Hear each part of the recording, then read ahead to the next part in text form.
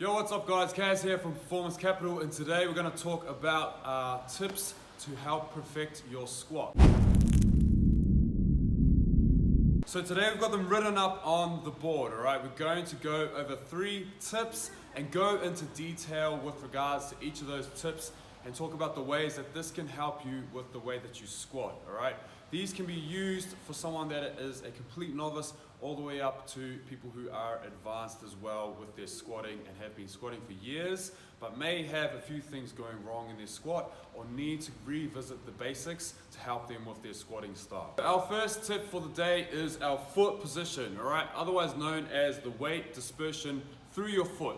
If you take a look at our little diagram here, you can see the darker portions of the shoe show where I want you to try and put your pressure through your foot as you perform your squat. Now, the reason for this area of the foot being highlighted is because if you drive through this area, even if you're just standing there on the spot, you will notice that you'll start to fall out of that ankle collapse. So keeping in mind our first tip with regards to our foot position or our weight dispersion through our foot and where we need to be putting pressure as we drive through that foot, this affects the next tip as well, okay? So as I was saying before, knee alignment becomes really important because it helps you to drive the proper way. It keeps the knees properly aligned as you drive up through the squat, but there needs to be a little bit of focus on what happens as you try to create healthy knee alignment, okay? So we keep that foot position happening with the weight dispersion through the certain parts of our feet, and we focus on our knee alignment as we squat down and as we squat back up as well. So the most common cue that's been used before is to drive the knees out. But what I find with this is, with some people, they can overdrive or they fall too much into the outside of their foot. So a better cue that I actually picked up from the Aussie strength coach was to try and drive the ground apart or spread the floor, okay?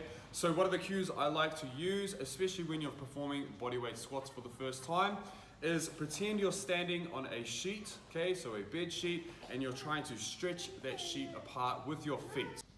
While you're trying to spread that sheet or spread the floor, what will happen is you'll actually get really good glute activation as well, and you'll start to feel the weight through your quads more as well. So if you're someone that suffered with knee pain in the past, and you've had it treated, but sometimes it comes back when you're squatting, give that little tip a go, okay? So trying to spread the floor as you drive down and driving back up as well. So with the first 2 tips well covered, we want to push through the right parts of our foot. We want to drive the floor apart or spread the floor as we're performing our squat. The next most important thing is obviously going to be the upper body. Now, lots of loading occurs through the upper body when we perform most squats. There's only a few different types of squats that you'll perform other than body weight where the loading will occur at the hips, and those are those weighted belt ones or ones where you connect up to cable machines through the hip section.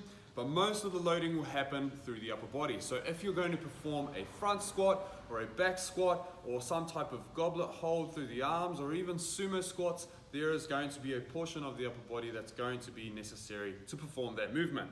So with that said, our third tip is going to be based around the torso and the way that you breathe throughout your squat pattern, okay? So as you can see, hopefully you can make sense of these little diagrams down here. We're trying to stabilize the trunk by creating pressure inside of our upper torso, okay? So the way you can do that is through the way that you breathe. And what I would do is practice it during a body weight squat or even just a barbell or low loaded squat, as in low weight, to practice the breathing as we go through. Now, the most common one that we're using at the moment is to try and breathe in and hold. You may have seen this on a few different videos, but you do need to build up the capacity to be able to do that for repetitions, okay? So what you want to try and do is breathe in, hold that breath, perform the squat with these other 2 tips, and then when you get to the top, you can breathe out again.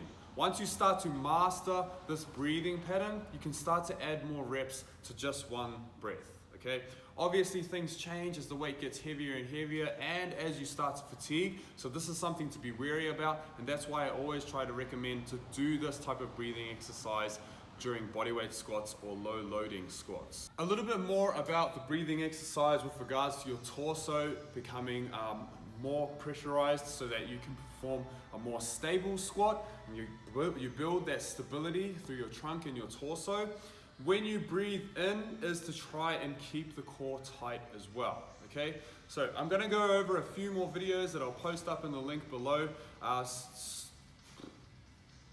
I'm going to go over a few more videos that I'll post up in the link below where you can learn to engage this area and then also breathe into that area as well, which is known as your kind of natural weight belt, okay? So that weight belt to create the pressure through the trunk system and help with that pressure that's built up from the loading from your weights. So guys, I hope that video really helps you. Obviously there's so many more tips that you can add to make your squat better and better, but what I would start with is the bare basics. Make sure that you can perform a bodyweight squat well before moving on to more loading and before trying to increase the weight that you're using or manipulating the way that you do your squat, okay?